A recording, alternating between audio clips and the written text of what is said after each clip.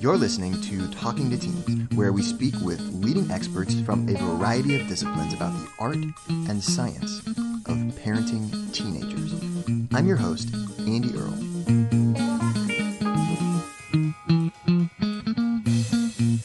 We're here today with Leah Plunkett to talk about her book, Sharenthood, Why We Should Think Before We Talk About Our Kids Online. Leah is the Associate Dean for Administration, Associate Professor of Legal Skills, and Director of Academic Success at the University of New Hampshire School of Law, and Faculty Associate at the Berkman Klein Center for Internet and Society at Harvard University.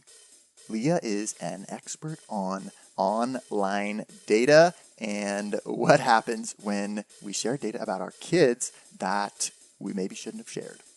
She's really interested in how data might be used in the future against our kids or to help our kids, and what we can do now to make sure that we're setting our kids up for success, that we're not putting things out there on the internet that could come back to bite them later on, and that we're having the right conversations with them about what they're posting.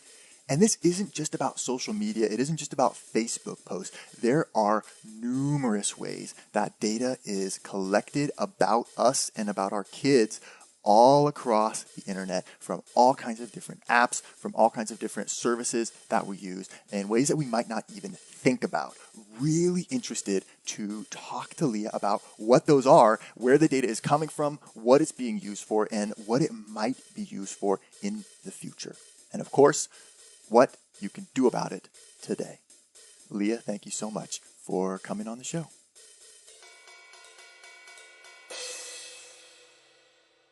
Sharenthood, what the heck is that? And why is it important? Why is it so important that you went and wrote this book that is very well researched? You spent a lot of time. There's an extensive notes section in here. This is not something you just kind of, put together willy-nilly off a cuff. So how did you get interested in this topic? What is it, and why does it matter? I got interested in the concept of Sharenthood or sharenting because I became a mom right around the same time that I joined the Berkman Klein Center for Internet and Society at Harvard University as part of their research team that focuses on youth and media issues, which includes privacy. And I was initially researching schools and school privacy, which is extremely important.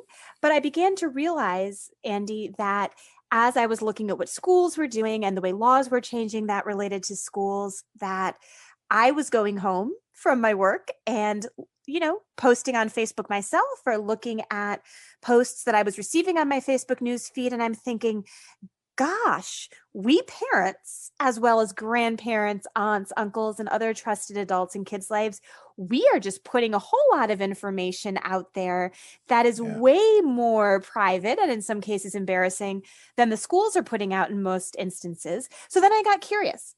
And the term sharenting or sharent or sharenthood, which was added to the dictionary this year I recently saw, is defined as the ways in which parents post about kids on social media. That is the more narrow and more common definition. The way I define it in my book is broader. I define sharenting as all the ways that not just parents, but also grandparents, teachers, aunts, uncles, coaches, neighbors, etc., all the ways that all of these adults transmit children's private information on digital technologies. So posting on Facebook or other social media, far and away the most obvious example. But Andy, anytime that we are giving our kids an educational app or using an Alexa or a Siri or putting a tracker on them or even giving them a watch that measures their steps, if that device or service is acquiring, storing, transmitting, analyzing, resharing their private information because of a choice that we as the adult in their lives made, then we are engaging, in my book, literally and metaphorically, in sharenting. And it matters because it is ubiquitous. When I started researching this topic, it was actually a little bit hard to know what research terms to look up, Yeah. because sharenting was just something that, well, gosh, it's just a thing that people do. It's not really a topic, and it's certainly not really a concern. So, why do we even give it a name? But because it's so ubiquitous, it was time to really drill down into it. And you point out that this can start even before birth. We can post a picture of the ultrasound. Hey, wow, excited, it's a boy, check it out. Or, birth certificate. Hey, wow, look, baby just born, really exciting. And it's totally natural. People have been telling all of their friends and family members excitedly about their newborns for a long, long time. But what's different now is that it is not just your friends are telling about it, you're also sharing that data with some other third parties that might be able to use it. And you point out here that, even something as simple as that can be problematic because a lot of websites use private information like your birthday or your city of birth, where were you born, and things like that to verify your identity. And so if the more of that information that starts just kind of leaking out and getting posted, the harder it is for you to maintain your own privacy later on. Or I guess, these things that might seem benign or might seem like just a fun little thing to post, well, I guess we don't often think about the consequences. And as reading through this book, it really got me thinking about how a lot of those things that seem on the surface like it's not a big deal, that there's more beneath the surface. I agree with that, Andy, and there can be more beneath the surface in a number of ways. First and foremost, when we as parents or teachers or grandparents or other adults are sharing this kind of information about our kids, bottom line is that we are likely not asking them for permission. And Especially if it's their ultrasound. right. And I was just about to say, you took the words right out of my mouth. We can't ask them for permission in many contexts. And even if we could, and I certainly encourage parents in age appropriate, developmentally responsible ways, to have that conversation with their kids, they really may not understand in any meaningful way what they're agreeing to. So first and foremost, we are sharing information that is not completely ours. And look, I'm a mom of two kids. They're 5 and 9. I certainly think that my husband and I, as their parents, have the responsibility and the authority to be making the major life decisions that shape their upbringing. No question. But I also think that when it comes to sharing information about them, that we're not required to share. It's not as if the school is saying, we won't enroll your child unless you go on Facebook and share a Halloween picture or say what their favorite candy is, right? This isn't like going to the doctor and, giving the date of birth so you can get a medical record. Yeah. If my husband and I make a choice to share that, that is information that is unlikely to ever really disappear from the internet because nothing disappears from the internet. It's information that may seem innocuous now when we are thinking about our kids as they are in a static moment in time. But first, we may not actually have a comprehensive sense of just how innocuous it is. And if you think about communities where a parent might be, again, in the most well-meaning way, let's say sharing a Halloween costume picture with their social network on social media, well, if their child is being bullied or is feeling vulnerable and another parent's child sees that picture or screenshots it or shares it, that's something that can make the child feel embarrassed. And also, Andy, we very likely aren't thinking about how that information might play out over time. So something that feels very innocuous or even cute to us when we are thinking about our kids as they are right now may feel very different to them when they are old enough to go online for themselves and be like, hey, Mom, why did you tell the world I wet my bed till I was 7? Yeah, Like, right. that's not cool. Really wish I could have kind of kept that secret. Yeah, exactly. And again, I do think that almost all parents are coming from a place of good intention Totally. or worse, maybe just being a little bit careless, but no one is trying to make their kids feel embarrassed. No one's trying to set their kids up for a tough time in adolescence. In fact, we're really trying to do the opposite, right? We're Mm. trying to say, look how proud we are, or, Right. gosh, we're having a tough time in our house right now. Let's try to get help.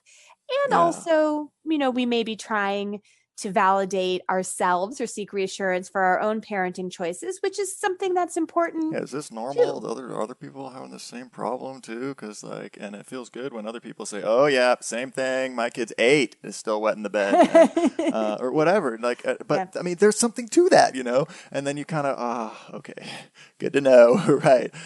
So like, there is value in that, I think, and that is, I think, also what's hard about about getting to the teenage years, because in general, parents seem not to want to share as much stuff as their kids get older, because then it becomes more obvious that like, okay, they're developing like their own identity, and maybe it's not really my place to be sharing with my friends about how, oh, hey, just had this crazy problem with I just really had a big fight with my daughter last night, and she just started her period, and I don't know how to talk about it, and maybe that's not something to share.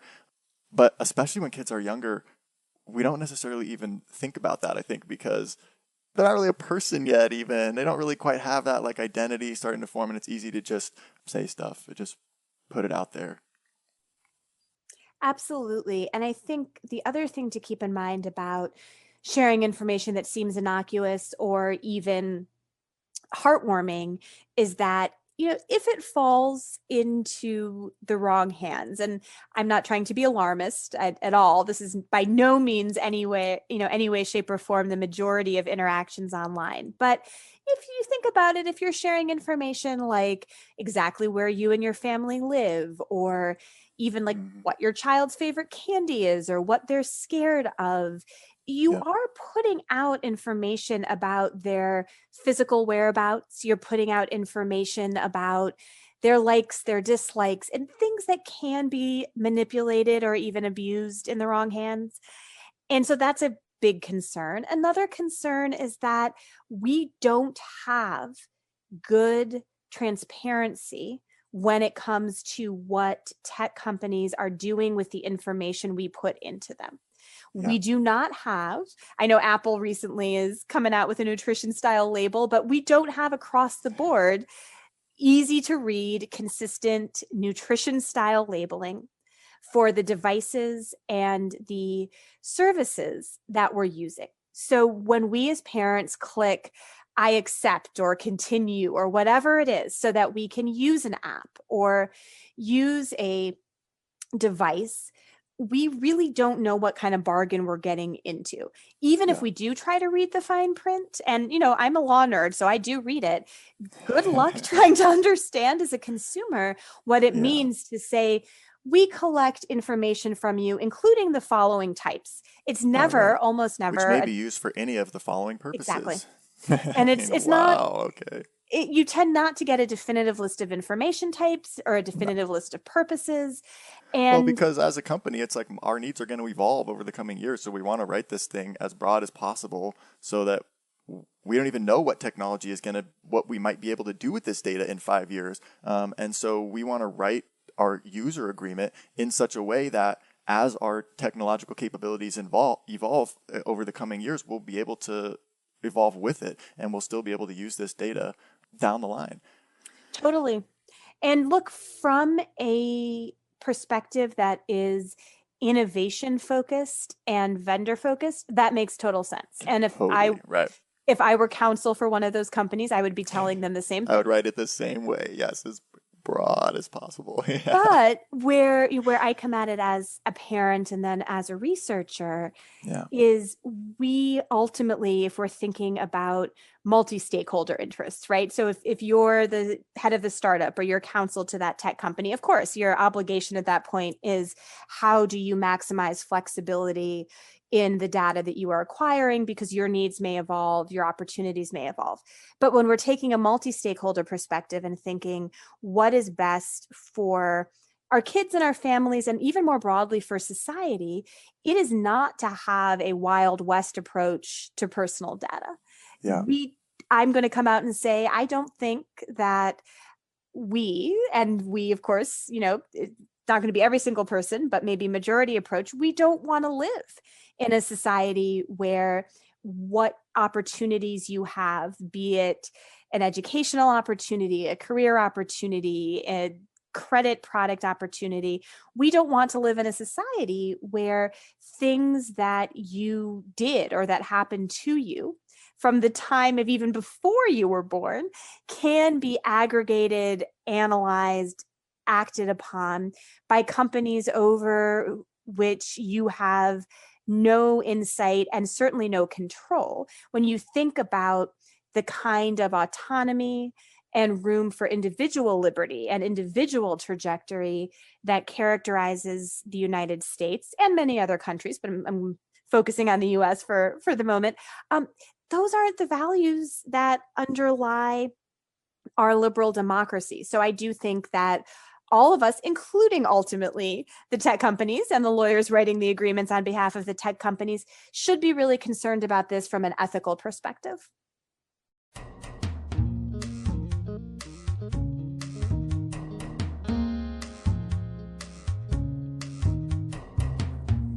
Here's a question, parents. Have you had to have a talk with your teen about their body odor yet? We just came across a tip I think a lot of people are going to want to hear about. It's called Prep You products. They have all natural personal care products for the teen guys in your life. This matters because Prep You is on a mission to make sure they provide the best all natural deodorants, body and face scrubs, as well as other natural ingredient-based smell goods like body powder and body spray.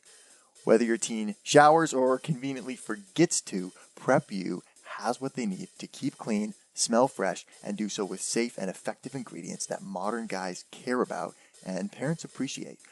So check out Prep You today at prepuproducts.com and take a look at their assortments of better for you personal care products for guys. That's prep, the letter U, products.com, and use Teen Talk at checkout for 30% off your first order. Again, check out Prep You products for the best in all natural personal care.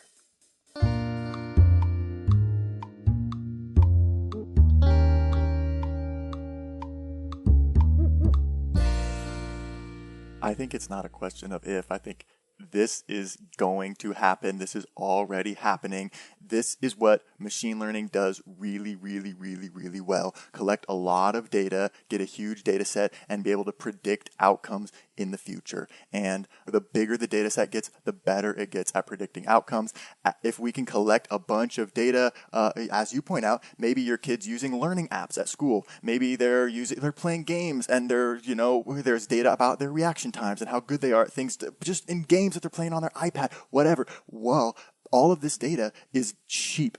It's not that hard for someone to gather all of it together and then to put that into a model and start predicting how well they're going to do in college, whether they would be good at this kind of a career, whether they'd be good at that kind of a job. And as soon as you get some kind of validity where you can actually demonstrate that above and beyond their SAT scores, above and beyond their high school grades, above and beyond their essay that they write to get into your college, this data can give us a better idea of who is going to succeed in your college. That's worth so much to a college. They're going to buy that data. It's just going to happen. Employers, well, who should I hire? It costs a lot of money to train a new employee. If you're hired, it takes a year and a half for an employee to really get to the point where they're productive.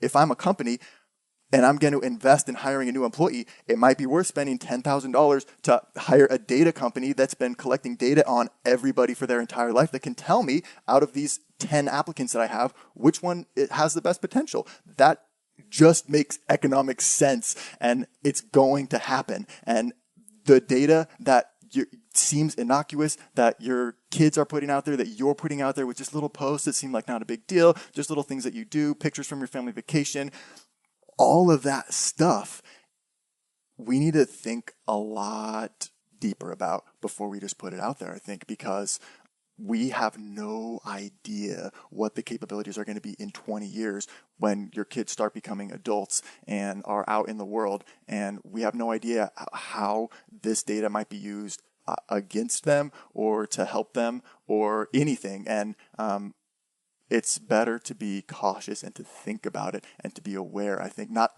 that, we have to go, disconnect from the internet and live in a cave in the backwoods somewhere, but just that I think we need to be a lot more conscious. I am 100% with you. And what you said, Andy, made me think of two things. The first is on your excellent point that we don't know what is going to No happen idea. with this 5, 10, 15 years.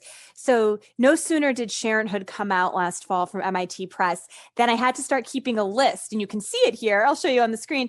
This is the copy I always use for talks. And I started keeping, you see, like my handwritten notes. So I started keeping a list in the inside front cover of all the things that happened after the book went to press that I wished I'd been able to include. So they'll be in a sequel. But one of the big ones was the New York Times ran, I think it was actually a cover story in the hard copy edition, but a prominent story last fall. And the headline was How Photos of Your Kids Are Powering Surveillance Technology. And it was a wonderful piece of investigative journalism that looked at the ways in which photos that parents had posted of children, as well as other photos on social media, had been used to train surveillance technology. And the journalist said, who could have possibly predicted that a snapshot of a toddler in 2005 would contribute a decade and a half later to the development of bleeding edge surveillance technology? And the answer is that all of us paying attention right now in 2020, we don't have a crystal ball. We cannot predict exactly what the uses will be, but we should be on notice, to sound lawyerly. It will be used for something. Exactly, Andy. And then the other thing your point made me think of is there's an awesome book by Kathy O'Neill, Weapons of Mass Destruction. And it's just a wonderful book. And one of the things that Kathy talks about in here is all the ways in which the hiring industry, so the kinds of tools that you were talking about, right, to try to help employers predict who is going to be a good fit, in whom should I invest resources in training. And she found in her book that in 2016, which is now several years ago, it was already a $500 million industry, the products and services to help assess fit, and that 60 to 70% of adult applicants for jobs in the US were taking some sort of employment fit assessment. And these are, largely online at this point.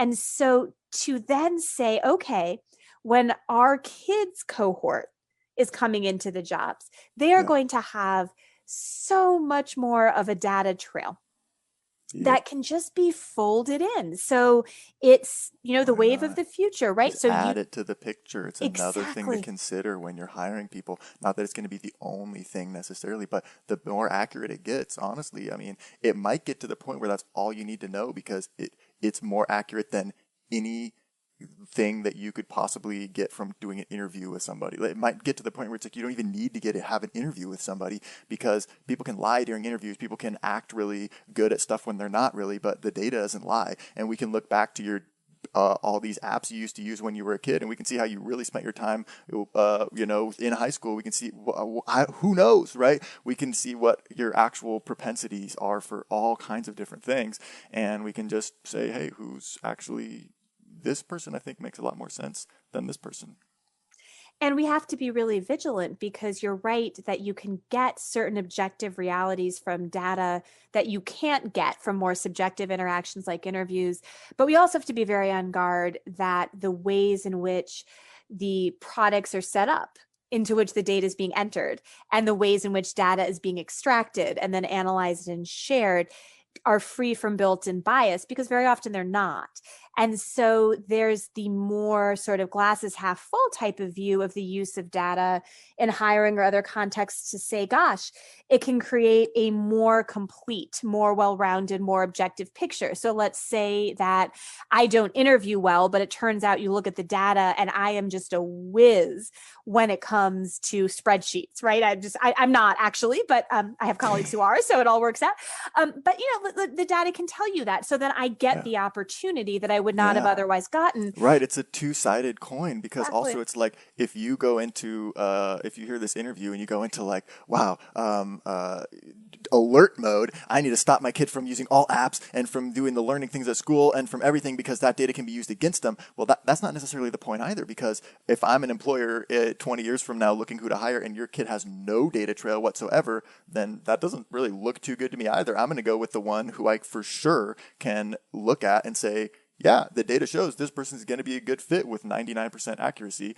You're hired. So yeah, it's a very, very deep issue. There's not a simple solution, I think, which makes it really, there's a lot of sides to consider, but I think we need to be considering them is the point. And like the point that you make in here, we need to be including our kids in that conversation and just talking to them about all of this too. Absolutely. And it's interesting, more and more schools are teaching some form of digital literacy or digital citizenship. So, how Yeah. you discern fact from misinformation or disinformation, and how you engage online. And the digital world is one where many parents, certainly Gen X and above, I'm the tail end of Gen X, so I'll out myself and say it's certainly true for me. I did not have email until I went to college. I did not have a cell phone Yeah. until I graduated from college. I had a very funny, somewhat disheartening exchange with one of my law students a few years ago. She saw a whiteboard up on my wall, and I made some comment about how, yeah, now I use those for to-do lists or planning. But in college, of course, it was where we all left each other notes. And she said, "Oh, you used a whiteboard for something that wasn't decoration?" And I was like, yeah, how are we supposed to find each other? Like, you would just like walk by someone's room, and if they weren't there, you'd leave a note that's like in the dining hall, right? Because like Yeah. Right. you weren't texting. We weren't even particularly IMing because, as I said, I'm the tail end of Gen X. And so I do Yeah. look back on that. I'm like, how did we even know where we were? But maybe we didn't. I don't know. Maybe there's still You someone just wandering stop around the by. dining hall being like, where is everyone? But we as parents don't have as much digital sophistication sometimes, even as our children do. And we Totally. certainly haven't had the formal education in it. And so it's a weird area where I'm not saying that we should give our kids veto power over the decisions we as adults make about Yeah. digital life, because if I did that, my 9-year-old would get to play Fortnite and not go to school, which are not things that are going to happen right now. Yeah. But Andy, we do have to be listening to and including our kids, and also modeling for them that even in those situations where there's no right or wrong answer, we are having mindful, values-based, respectful discussions and internal deliberations about Yeah. it. Yeah. We're being very mindful, thinking about it before we just click accept. I do. Yeah, download now.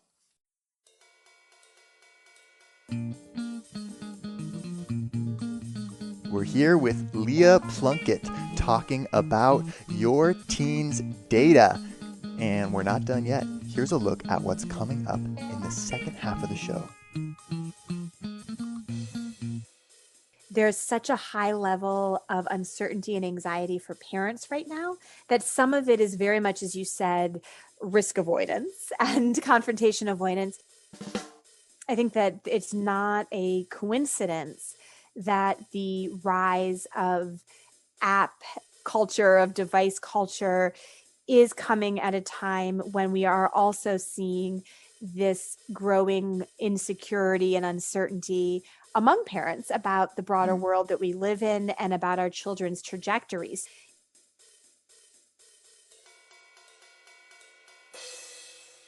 And we are teaching them to then, by extension, both accept that surveillance state, but also to be less self-reliant. It's Mm. interesting. I had an exchange with my son. I will share into this.